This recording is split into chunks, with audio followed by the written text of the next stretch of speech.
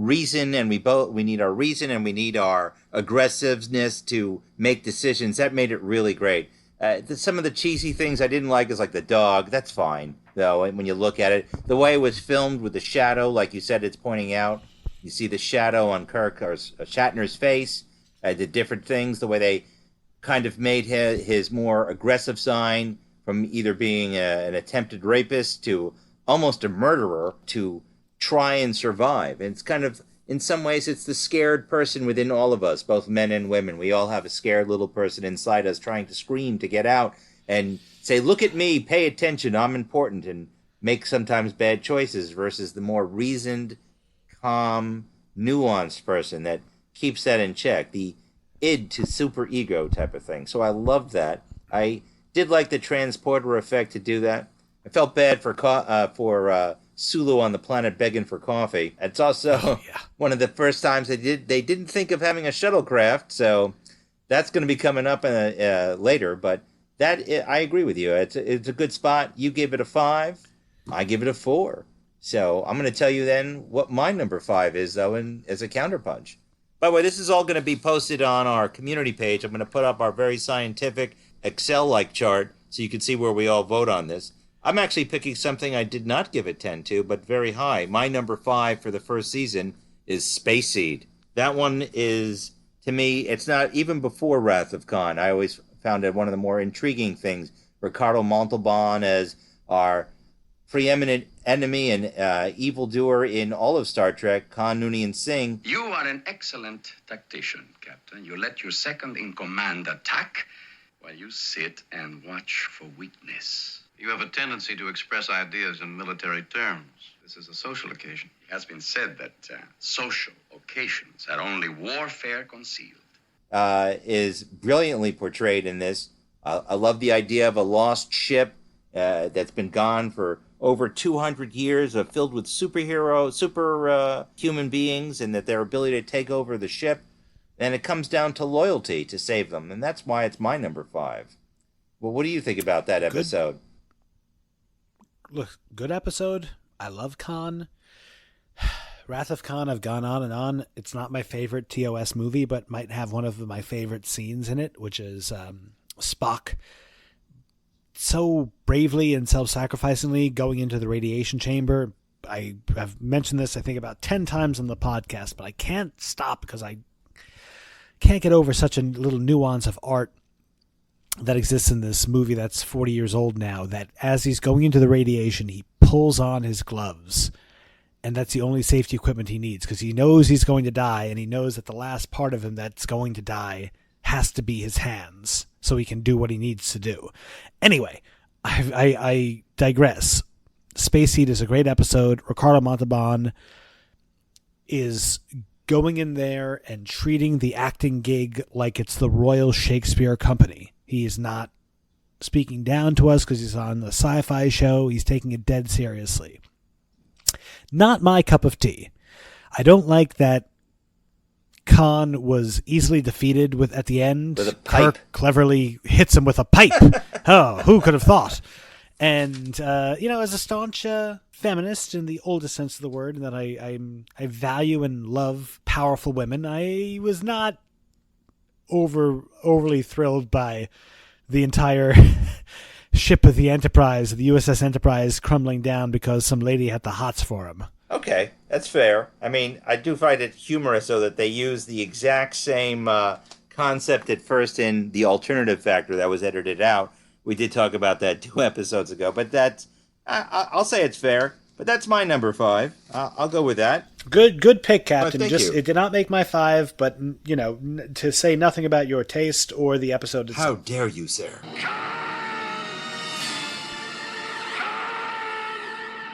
But anyway, I do love that episode. So that's I still also like, one of my main things that I like is that it has a tie to the 20th century. I think that's actually kind of unique in a sense, where we have like this sleeper ship not everyone on it survived. It was like 81 survivors, so that's actually pretty cool.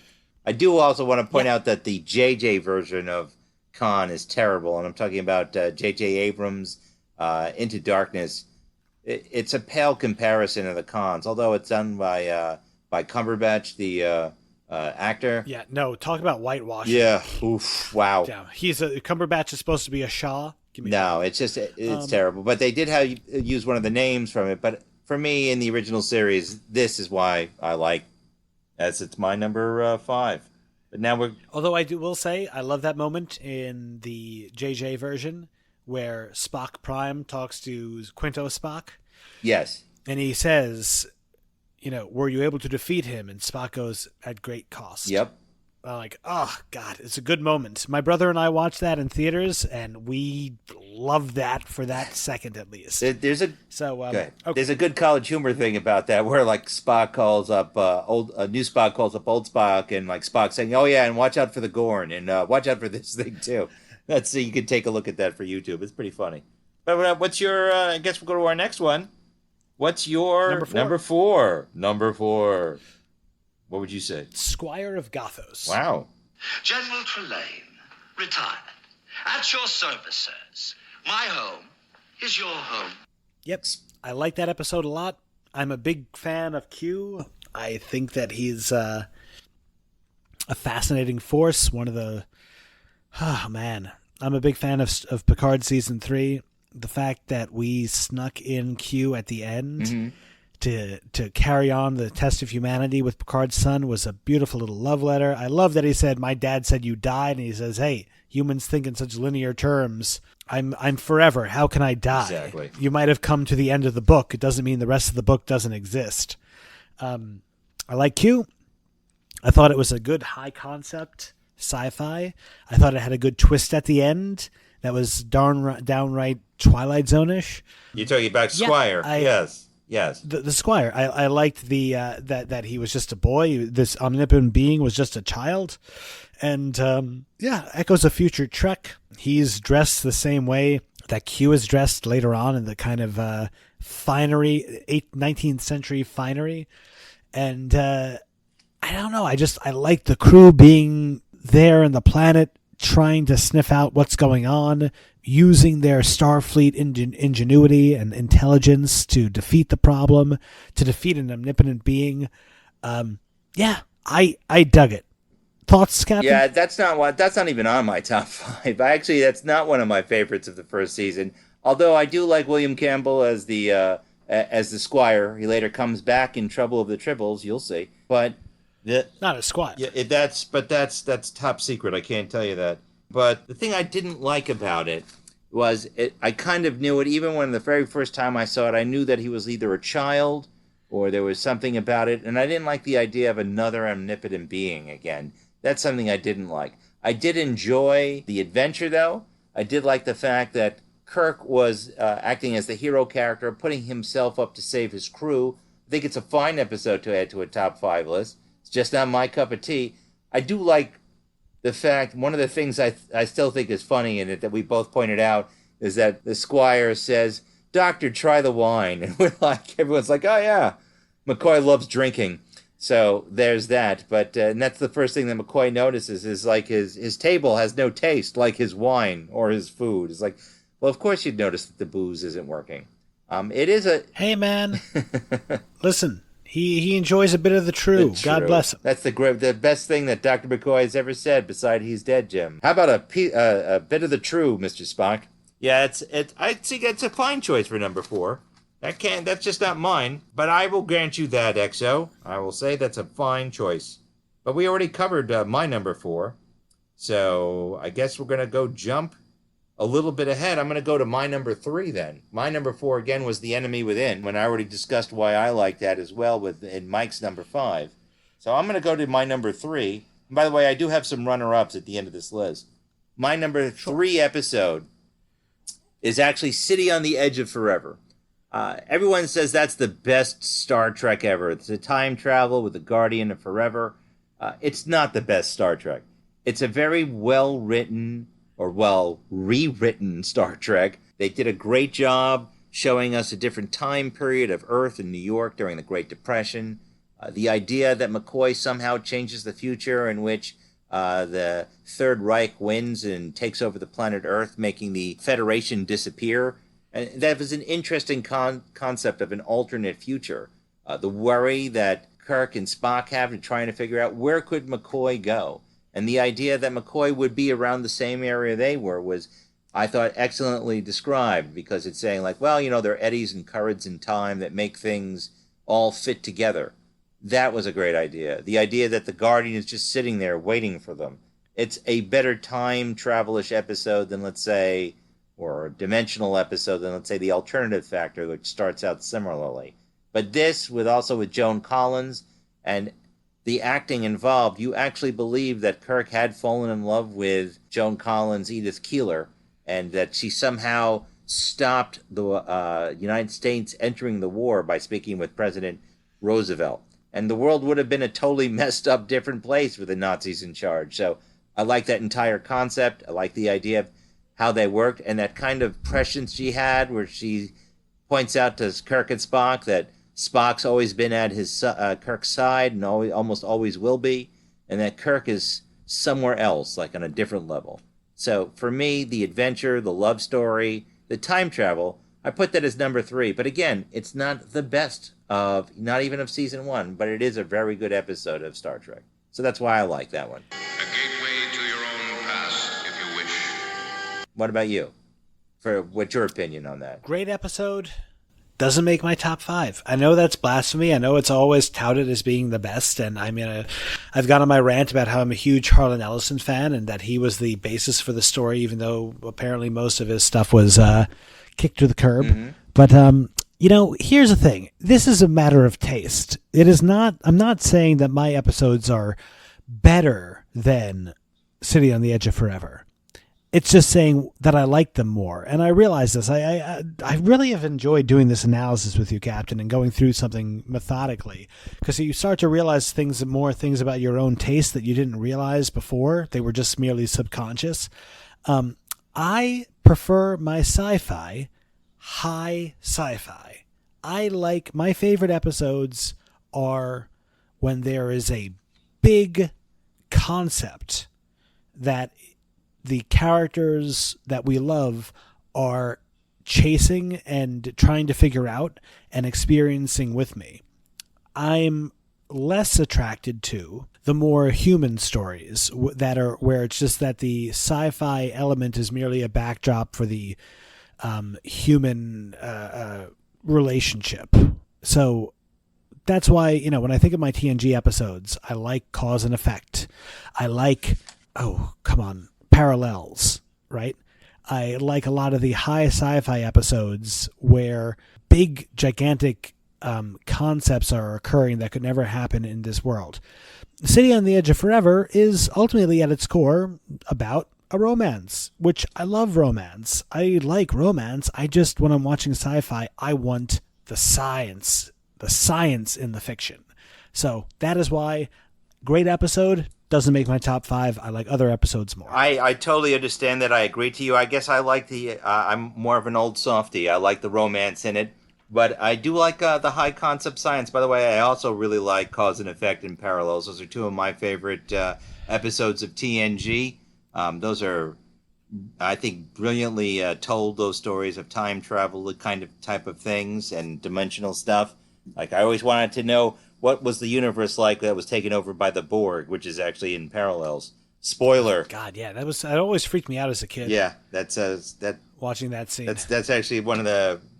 I think there's like a short story online. If you hunt it down, they go on like what it's like where the Enterprise doesn't even have sonic showers because it's running out of power, and they're fleeing from place to place, and then they get sent into that dimension. They're like, oh, maybe we can survive. Well, no.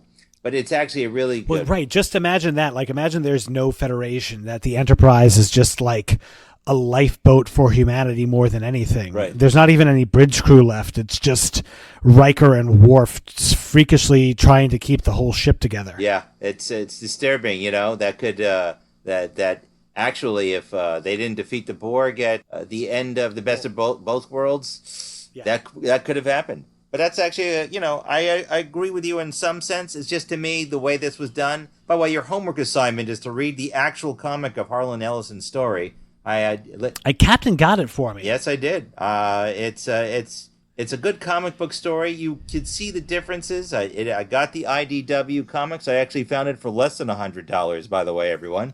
eBay. That's the answer. You just got to shop quickly. And maybe we'll talk about that as a special episode sometime in the future. We could talk about the comic versus City on the Edge in real life. That's basically it. So we have a disagreement here on that, but it's a good disagreement. And I understand your reasons, and I accept them as to why you don't like my number 3. But then that leads us to your number 3 choice, sir.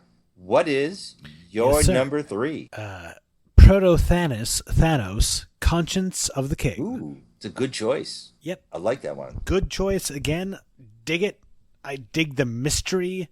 I dig the high sci-fi concept of, coming after a tyrant on a far-out planet, trying to figure out who he is.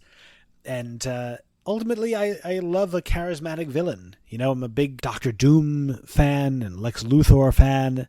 I like a villain that I could be like, I understand where you're coming from. You're ultimately a humanist. Dr. Doom and Lex Luthor actually want nothing more but to protect humanity from these godlike beings who are flitting around and treating us like pawns. And, Thanos was not a sadist, and nor was the villain in, quote-unquote, villain in Conscience of the King. So I dug how it slowly unfurled. I dug that there was a good mystery. I'm pretty sure, thinking back on it, I did figure out the mystery, which was spoilers. The guy's daughter, the euthanizer's daughter, who was trying to protect him, and just a little echoes of future Trek. Like how many times in TNG did we do a cold opening watching someone deliver a soliloquy on in 10 Forward as part of a little cultural enrichment for the crew? Not too many. I mean, I could think of the ones with Data talking with Picard, but you're talking about Kodos the Executioner. I thought you just liked it because The Simpsons used Kodos, because they have 2 aliens, Kodos and Kang. Those are both Star Trek. They're named after Star Trek characters. Foolish Earthlings, frightened of a creature that does not exist. Kodos the Executioner and Kang, as in General Kang. But that's hilarious that with The Simpsons. But I actually like this episode a lot too. It's a different concept. I would argue that it's not really a high sci-fi concept. This is more humanism. No, you're right. Yeah, as I was saying that, I was like, Michael, you're bullshitting yourself a little bit. That's not that high sci-fi. You're actually contradicting what you just said. Aha! J'accuse! And I am. I know. And I'm like, then why did you like it more? I was like, well, I like a good mystery. I do. That's basically it. I like the mystery here, too, even though it was pretty obvious it was the same guy. Therefore, I have no alternative but to sentence you to death. Your execution is so ordered, signed Kodos, governor of Tarsus IV. But what I really liked about this is that it dealt with that hard concept. What would you do? Everyone is starving. You're deciding who lives and who dies. It's actually something that Captain Pike says we got to see it in the Menageries part 1 and 2. Later we could see it in The Cage. The exact line is, I'm tired of deciding who lives and who dies. Here you got a governor on a colony where they're running out of food. He's deciding who lives and who dies, but it also shows absolute power corrupting absolutely. He's picking his friends and certain people. He's murdering families so they can make the food that they have last a little bit longer. Surprised they didn't reference hey, what about those people that crashed in the Andes Mountains and they ate people? Surprised cannibalism didn't occur. It's actually a really good episode. When I saw it as a younger man, and I mean when I was 7 back in 1830, that episode I always thought was kind of boring because I didn't understand it. There's a lot of talking. It doesn't really have action. But it's the concepts of guilt, of dealing with past trauma, the confrontation. It's really adult concepts for a TV show and a space drama TV show. So I will grant you that's a great episode for number 3. It just didn't make my list. So I grant you that, sir. Good choice. Thank you, Captain. Thank you very much. All right, well, then we're going to come to my number 2, and this is actually one of my favorite episodes. Sometimes I just put this on. It makes me feel good. It's Balance of Terror. That's the submarine warfare one where the Enterprise is hunting a Romulan warbird. It's our first introduction of the Romulans. We also see Mark Lenard as the Romulan commander, later to come back as Spock's father, which we've lined out later, who didn't come to his wedding. What a father, I tell you. Mark Lenard's unknown Romulan agent. he has his Romulan commander has his own issues dealing with his crew. He doesn't want war, but will do it as dutifully as possible. Our gift to the homeland, another war. If we are the strong, is this not the signal for war? Must it always be so? How many comrades have we lost in this way? Our portion, Commander. Kirk's under pressure not to violate a treaty, but he knows if he doesn't violate the treaty, he's looking at another war. There's the scary thought of these super weapons being used against the Federation that's ill-prepared. There's concepts of racism and dealing with that, and that's actually, I think, very well done, where Kirk calls out Lieutenant Stiles for acting racist on the bridge for the Earth-Romulan War, which we still have yet to ever see.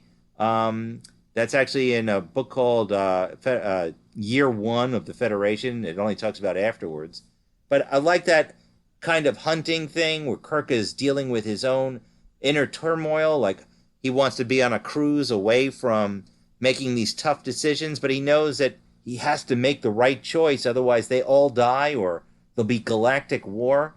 It's a very difficult choice. If you got two people evenly matched in wit, Kirk's just a little bit better. And my favorite scene of horror in it, not like horror, but it's like when they contact Commander Hansen and he's on that asteroid and it's all on fire and you actually believe the guy is on like some sort of space station and he's like the only one left.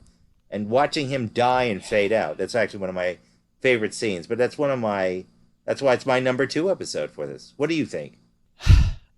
I think I told you this at the time. It didn't blow me away. I don't know. I told you. I mean, I thought that. Oh, come on. Who played Spock's father? Who's Mark Lenard here? Mark Lenard. I think that he was playing it a little bit too melodramatically and like too obvious. He should have just taken it back a notch.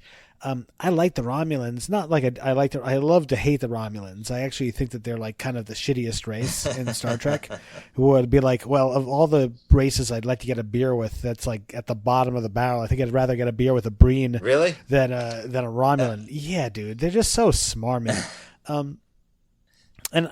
So it wasn't there, and I mean, and it was a good naval warfare thing. It had some good moments, like with the torpedo that they were like racing away from, and it was a question of like, are we going to make enough escape distance that the torpedo dissipates, or are we going to get killed? Mm-hmm.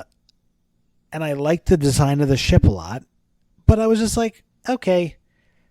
There not much plot happens in that episode, Captain. Well, there's not many twists and turns. Well, it is a wartime drama. The plot is basically you're chasing a bad guy and you have to stop him. That's the entire concept. It's the human interaction and the interplay between the characters.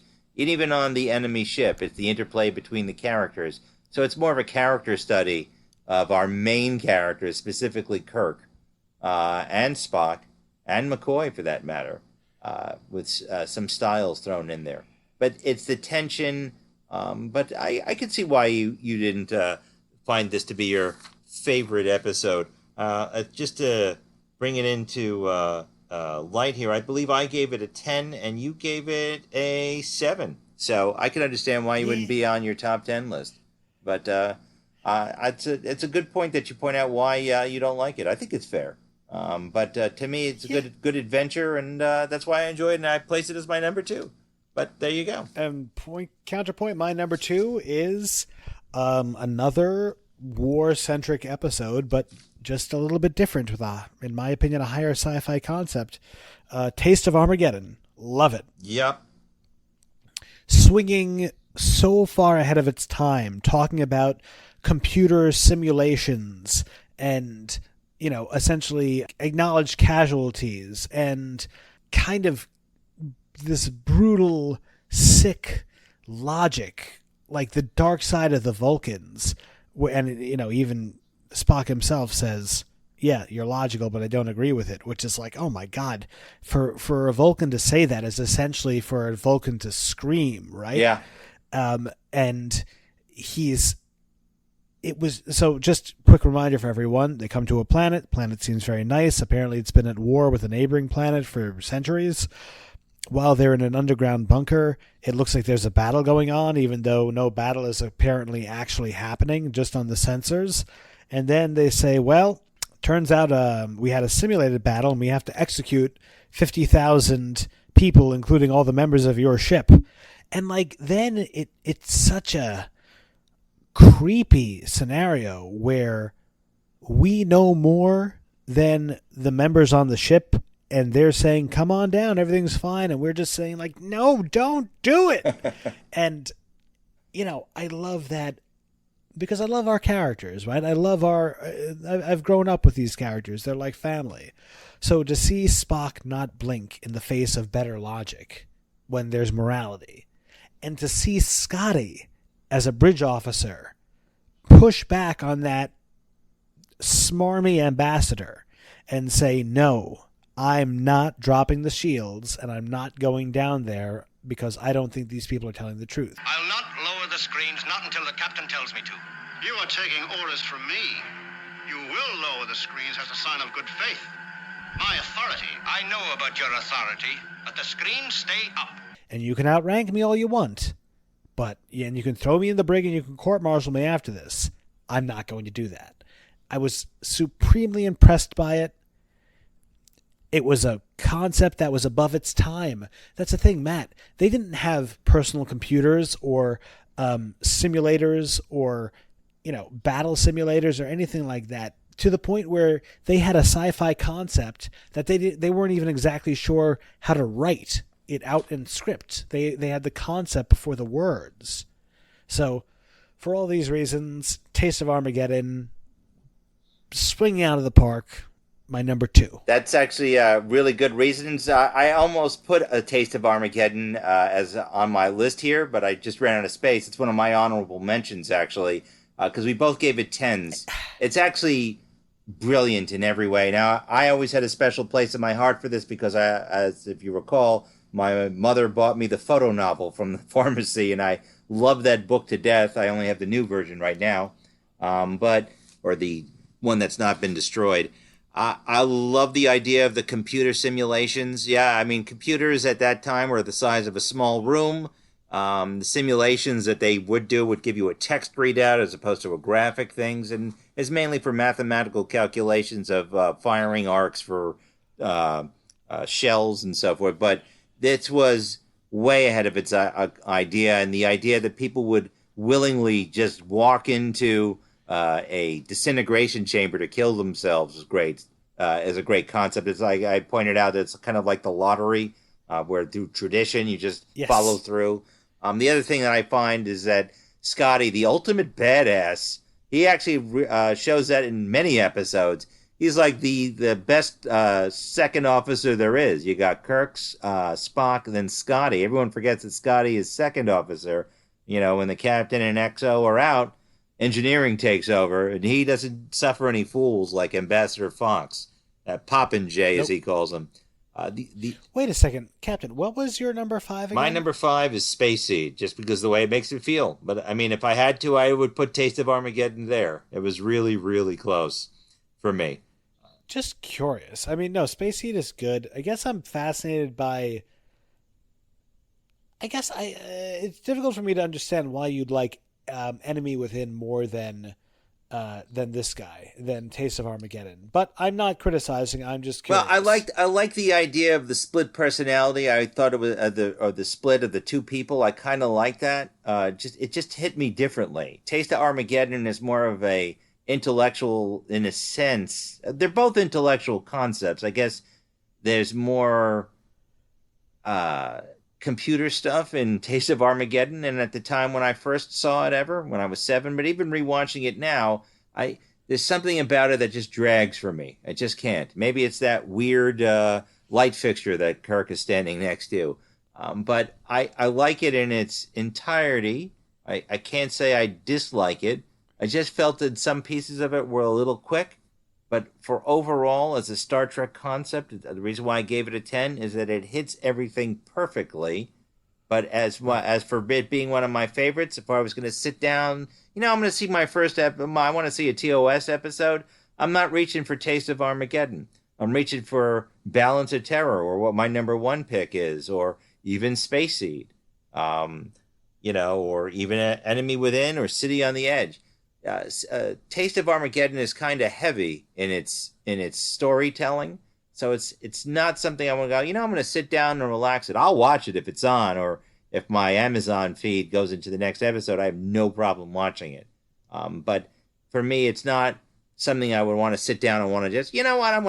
I need something to either inspire me or make me feel in the zone for something. So that's why I don't have it in my top 5 list. But it's up there. If it was in my top 10, yes, I would put it in my top 10 easily.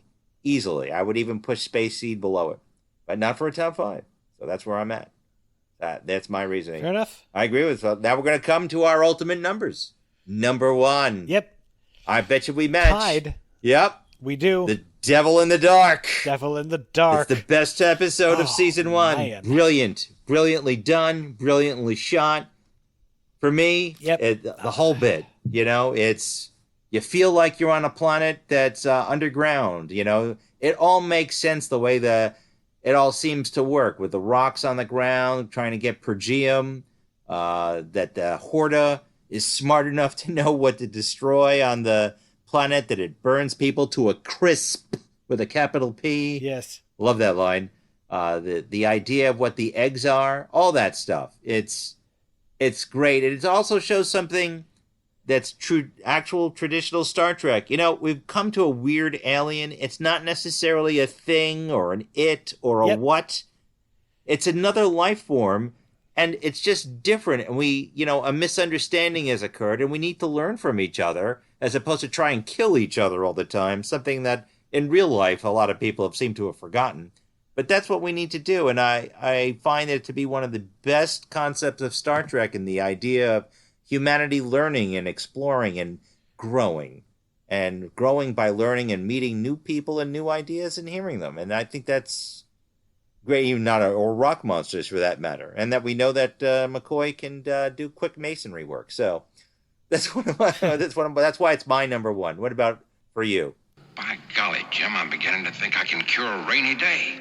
No, I mean, very much a lot of the same reason. I've expressed to multiple different folks. I am a horror fan, and it had a good horror concept. This kind of scary beast stalking the halls of a dark and gloomy place. I love the juxtaposition of the miners with the Federation, the ship, where it's saying, like, listen, just as a reminder, the crew that we've been following around on the Enterprise are the elites. They are the people who are fearless and brave and competent and geniuses and IQs through the roof. And we don't often see them juxtaposed with people who are normal, but we understand that they can solve problems that the average person in the galaxy can't, because they're the best of the best. I loved the set design. I loved the look of the monster, that it was not just some person in a rubber suit or some actor with some forehead appliances on his face. It was a truly alien design, and accordingly, it was an alien task. It was a task to understand what this alien was about. And I like that it was a happy ending, that it was just a mother taking care of her babies, and that they reached this kind of beautiful symbiotic homeostasis with the miners, where it's like, we got you, you got us. We thought it was all going to go south, but guess what? It's all okay in the end. Everyone wins.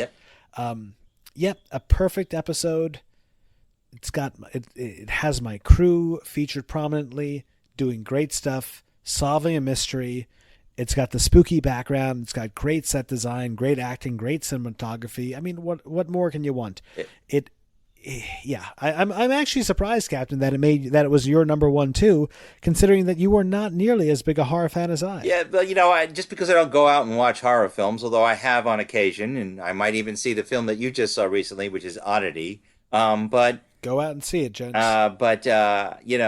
This concept, the horror in this is very well done. It's not also like a lot of modern horror, which has got a lot of blood splatter. At least in my opinion, this one was handled very well. But I got to tell you, the horror of having someone burned to death into acid and all that's left is little pieces of bone. It's pretty scary. But I guess maybe because even when I saw it, it was like an interesting concept that I didn't consider it horror when I first saw it many years ago. It's kind of, I just think of it as a science fiction concept of aliens, but it's also not like just evil alien type things like in the movie Alien or Aliens, which are, nope. But it's different, but it's more intelligent in some ways. So it's, and I like that, that there's nuance, right? What can you imagine that being in cinema these days, or in art these days? Nuance, where on one hand, for aliens, unknown aliens, you've got The Thing from John Carpenter's The Thing, which is just malevolent and violent, and on the other hand, you have E.T. Well, what about in between? What about something that is violent because you don't understand it yet, and it's trying to protect itself and its children? And, it takes a little time to figure it out. A little bit of exploring strange new worlds, new civilizations. Exactly. Which is what the crew's all about. Yep. And that's why, for us, it's our number one episode.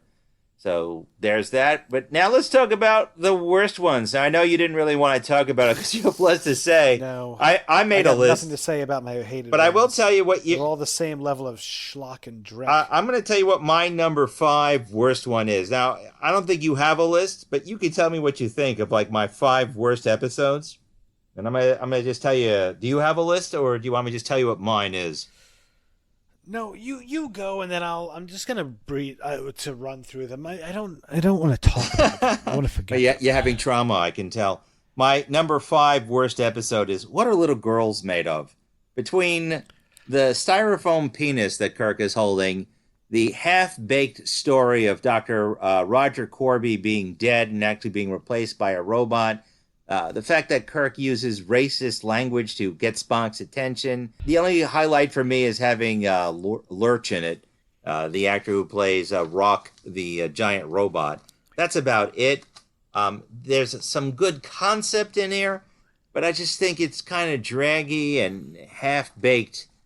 Even Roger Corby's idea to take over the Enterprise or have people come in there and take over pieces of the Enterprise to make robots on another planet.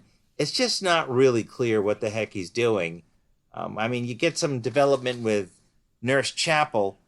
It's just not good. It's just a terrible story. Yeah. And all I see is like the thumbnail I made of Shatner holding that the holding phallus. The penis. That's Yes, it. Hilarious, yes.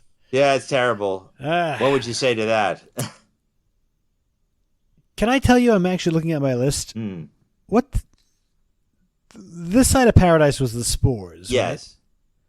Right? Okay. All right. It's not making my bottom 5, although, and I realize that my most hated episodes doesn't even necessarily correspond with the lowest rated ones. Right. But I'm going to try to give this a rough order. I hated Mud's Woman. Oh yeah, that's on my list. If I remember correctly, it has a really bad, very anti-feminist message where essentially the space whores women are just no, dude, I love whores. God bless sex workers. The point is that these are just like, they're space doormats. Gross, dude. Okay, so we've got Mud's Women, really bad. And well, what do you think of my number 5? Do you agree with it though? At least as like the. Oh wait, I have a whole list. I got some more, but oh god. Okay, yeah, it was also awful. What Are Little Girls Made Of is my number 3 worst episode. All right. So then, what would be your number 5? Is Mud's Women? Mud's Women. That's my number 3. Also, awful, gross. It was terrible. Okay. All right. Come on. Moving on. I don't want to think about. All right. Things. Number 4. Tomorrow was yesterday. No, that's my number 4 as well. I just can't stand it. It's just, I don't know why we have to go back to 1966 and see U.S. Air Force interaction with it. It was a meaningless episode. The time travel ending, couldn't stand it. I thought that the time travel was interesting. I thought that seeing, I actually liked the F-16s. It was just like, but horrible writing. Kirk becoming really dumb for some reason and making a bunch of stupid mistakes that were causing the time paradox agents to be freaking out. and also just like the same action scene over and over again a couple of times, and everything is wrapped up very quickly, and the plot doesn't work if Kirk and Spock aren't complete morons. So yeah, good premise, good start, horrible execution. My fourth worst episode of the season. And it's an F-104, not an F-16, but that's whatever. Right. Yeah, I know it's terrible. Yours is the superior intelligence. Well, I also have a list, but it is DC Fontana's first actual script, so it's a good start at least, or at least a try.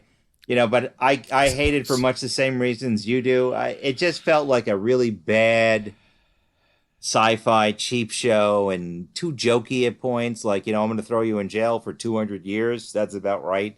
That's the line Kirk says. Yeah. It's like and if he had just not touched the fighter jet, they wouldn't have been there. And all I keep thinking is like a Woody Woodpecker cartoon. If he had gone to the police, this would never have happened. If Woody had gone right to the police, this would never have happened. But this was just really terrible. It's a bad concept, bad idea, and it's an excuse to do time travel. Remember, this was actually going to be connected to the Naked Time, where they go back in time to escape a planet exploding.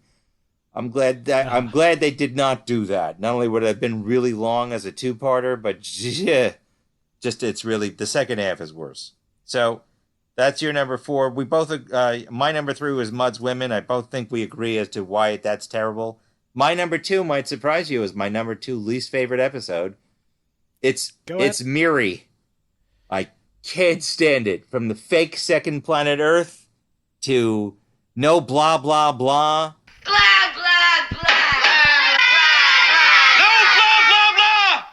There's a good concept in there. It's just poorly executed. I just don't like it. It just drives me nuts. Maybe it's the kid actors. Number 1 most hated one. Well, on your chart, it's not your number 1 most hated, but yeah. No, I know, but I don't care. Put the chart aside. It's the one that fills me with the most rage. But here, I'm going out of order here. Number 3 is Shore Leave. Oh. Play the frickin' music. I will play the frickin' music. You love the Shore Leave music. I don't mind the Shore Leave music. Everything else I hate about that. I hate the 20-minute scene of him fighting Finnegan. I hate that nothing means anything. I hate that at the end he's like, hey, come on down. It's all great. Well, after, you just thought that you got killed and your crew got killed and you're just taking it with a grain of salt and be like, hey, it's all fine. So it was a meaningless episode where nothing happened and nothing was accomplished and nothing was explored. And on top of that, nothing happened. And again, like you look at Devil in the Dark, that episode moves at a steady clip. Everything is always developing, one scene moving to the next, people finding out more, our characters finding out more and pursuing a plot. This, it's like, oh my God, you got 5 minutes of episode that you're trying to stretch over 50 minutes of runtime. Anyway, that's my number 3. Miri is my number 1. Wow. I can't stand incomplete writing. The fact that they never even touch on why there's a duplicate Earth out in the middle of nowhere is bullshit. I'm so angry, on top of the horrible kid acting, on top of the weird crap where Kirk was having romantic tension with a woman who looks like she was 12. Forget about the fact that she's 100. It doesn't matter. It's all about the look. And my number 2 is probably your number 1. Alternative. Yes, that's what I call the WTF episode. The alternative factor, my number 1. That is painful to watch. From the beard. I don't know. Oh, it's just terrible. That's supposed to be high concept. It's very bad. Oh. No, it's very bad, but I'm just like, at least they were trying to do something. I don't know what they were trying. Okay, why do I hate Miri more than the alternative factor? Why? The alternative factor is like, you went into a restaurant, and as the waiter was trying to bring you the food, they fall down and the food goes all over the floor, right? Okay. And it's inedible, right? It's ruined. Okay. As opposed to Miri, where someone comes and gives you an overcooked, dry, but also cold piece of chuck and says, "This is prime rib." And I'm like, you're lying to me. And you think I'm stupid, and I'm hating the way this tastes. So, alternative factor, I understand, especially when you give me the backstory. They were shooting for the stars and they fell on a pile of shit. Well, I don't know. I would say to me, alternative factor is like someone bringing you some rotten fish and trying to sell it to you as if it was fresh fish. It was both sour. It was a regretful failure. Right. These are just really bad. Yeah, and Miri was just a rotten piece of fruit. The children acting really does do it. It really is absolutely bad. I would tell you that for me though, also just as a runner-up on bad ones, This Side of Paradise, I have to agree with you. I mean, I gave it a better score, but just the idea with the spores, man, taking over is an ideal concept, but I just there's something about it that just doesn't always sit right with me. It's not one I would like to go out of my way to watch. I will tell you that one. But that's pretty much about it, except I want to point out some honorable mentions as her best in this series. I do want to say you should take a look at, if those of you who are rewatching it again, Arena. I call it campy fun with the Gorn. Yes. That's a lot of fun. The ending... Arena was almost at my top. Mine too. Arena, it ends kind of on a weak note, in my opinion, but it's got some of the most iconic scenes between Vasquez Rocks, Kirk and his cannon, the idea of seeing Cestus 3 destroyed. Remember, Cestus 3 is actually in Deep Space Nine. It comes back. So that, to me, it was fun. It's the world-famous one with Kirk fighting the Gorn. So I'm glad you read it. My other runner-up for me for this season is the Menageries Part 1 and 2.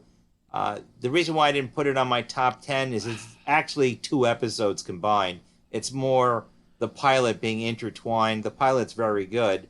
The court-martial scenes and the stuff with Captain Pike I thought was very good as well. It's a good idea. It just does not make the top 5. If it was in a top 10, I'd put this probably at 10. It's like just at the edge for me. What about you? What would you think? I'm gonna put out my my honorable mentions. I was actually a big fan of the Man Trap first episode chronologically, although yes, I thought it was a good concept. I thought it was a good villain. I thought it was a good mystery, and I liked seeing Uhura and Sulu mixing it up in the botanical lab. I like that scene a lot. I like Arena a lot too. Didn't make my list because I didn't like the fact that Kirk acted a little too martial. Mm-hmm. In a way that just was convenient for the plot. And I also, I'm going to throw City on the Edge of Forever up there. It was good, but let me tell you, on top of that, above that, I really liked the Galileo 7. That's a great episode. I thought that was a great episode, and I really enjoyed a little character study of Spock in that. Yep. So Galileo 7, if I could do a top 10, it'd probably be my number 6. I would agree with you on that one. I just want to throw out one other one as an honorable mention. For me, just for fun, I like the Corbomite maneuver up until about where we get to the lameness of the end. The idea of where Kirk coming up with a concept, bluffing his way out of trouble, I kind of like that. With the main things for me, the draw is the Phasaria ship, and the cube at the beginning. I like those two things, and coming to something that's so fantastically powerful that we never hear from them ever again. But except they do serve Tranya in Quark's bar in Deep Space Nine. I did like that concept of dealing with the unknown and also dealing with a panicky officer. It's just, for me, a fun adventure. If I was going to put that on a 1 to 10, I'd actually put that on a 12 or maybe 13. It'd be outside of it, but it's still a fun ride, I find. So that's what I'm just throwing it out there, just for fun. It's got nothing really other than the special effects, which were amazing at the time, and the remastered version really does a good job on it. And, you get to see your favorite character actor who's been in every Star Trek series so far to date, except for, I think, the last season of Discovery. And I don't think he's in Strange New Worlds, But that's pretty much about my only lists over there. You didn't like Corbomite maneuver as much as I did. I remember that. So I didn't like Coordinate Maneuver at all, actually. Yeah, I was a little bit surprised, but that's pretty much all we have for our lists over here. Unless there's anything else you want to add to this exciting list of ours. So we have our top fives, and I'll be posting our chart of things, and then we'll be coming up to season 2 with our. Yeah, honestly, I'm excited about season 2. I'm excited to see Chekhov joining the bridge. I'm also kind of excited. One thing I was kind of profoundly surprised by in the first season is that it's not an ensemble cast. It's about 3 characters. Yes. It's about Spock, McCoy, and Kirk. Everyone else is, Sulu and Uhura are oftentimes just kind of glorified extras. Scotty is the one with the most screen time, and Yeoman Rand. And Yeoman Rand falls off after the first, 5 or 6 episodes. Right. Yeah, I'm interested to see how the rest of the crew kind of flourishes in the later seasons. Yeah, it's interesting to see. The Triumvirate still maintains its dominance over all 3 seasons, but I will tell you, the first season, what a season to go. It's got a lot of great stuff. There's a lot of garbage, but for the overall, it's a fun ride. It's a great adventures. It's got interesting concepts. It's got high sci-fi. It's got humanist drama. It's got it all, and it's actually well done and in a coherent way, and it doesn't treat you like a baby either. And ultimately, undeniably, best first season of any Trek ever. Yeah, but you compare it to TNG season 1, I would say that DS9 season 1 is actually a pretty close second. Voyager's maybe the third. Enterprise, maybe 4th, but TNG, by the way, in comparison, which was supposed to be the direct predecessor, but we'll eventually get to that one day. Direct successor. Yeah, it's not too good. Well, it had just too much. Mike Stokasa has pointed this out. It had too many themes of Star Trek Phase 2, which, of course, were adapted into the motion picture, of like loosey-goosey, love colony in space, no conflict. Right. And really far away from the more martial version of Federation and Star Trek stories that you and I enjoy. Yeah. And also naval. Let's call it naval, not martial. Yes, a naval martial story. Also, the other thing that's great, where TNG was kind of draggy and too. It's that lack of conflict between characters, and everything was peace and love a little bit too much. But this is more like you could actually see humanity turning into this, grace under pressure. That's kind of like, you consider it not only has, and I've repeated this numerous times, the Federation is the humans are a post-apocalyptic Earth that's been reformed. They've come out of a war with the Romulans. They're fighting Klingons and other things. They're not, hey, let's just get together and be friends with everyone. They know what's up, having dealt with each other, and that's what I like about it. And that's where, like, newer Star Trek fails, and why Enterprise in some levels was not the best. But that's a story for another time. But anyway, Mike, there you are, your first season. Congratulations on surviving. We have 2 more to go for the original series, and whatever else we come on up. And our next episode coming up, I believe, is Amok Time. It's Season 2, Episode 1. And that's the one where Spock gets married, or does he? Oh boy! It's a big deal, actually. And we look forward to seeing you on our next episode of Yelling at Gaseous Anomalies. And don't forget to like, share, and subscribe. And if you have any questions or comments, don't forget to email us at yellingatgas@gmail.com, or reply to us at any of your podcatchers. And don't forget to get a T-shirt from our TeePublic store, and there'll be links in the description below on this YouTube and also on our Podbeam podcast. So, Mike, anything else you'd like to tell our fans and friends out there?